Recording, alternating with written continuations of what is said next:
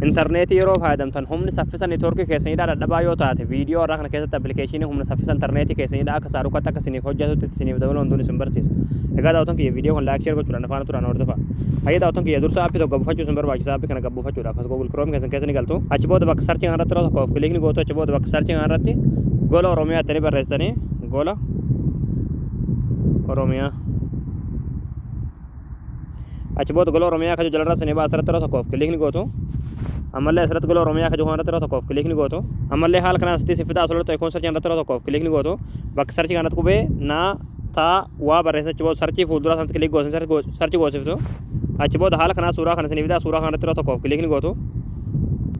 Achi booda aappii gabbuufachuudhaaf siree ol bisaa gadi'amtu ol bisaas gadi'amtu dhumaati. Achi booda dhumarratti qalamatii maadhaan kan barraa'e aappii astuqaa buufadhaa akka jiru jalatti daawulood kan jetturti daawulood tan tuttaniiti aappii kana bilbila keessan irratti gabbuufatanii. Hayya daawwattoon kiyya aappii gabbuufatanii gaara galtanii aappiin kana haala kanaan isin banamaa asirratti refresh network kan jiru irratti tokko of kilikni gootu. Ammallee refresh data network kan jiru irratti tokko of kilikni gootu. Achi booda kan haala kanaan humna saffisa network keessaniidhaa refresh isiniif godha jechuudha. Haala kanaan karaa salphaa ta'een humna saffisa data keessaniidhaa yookiin humna saffisa shabakaa network keessaniidhaa dabalachuu dandeessanii jechuudha.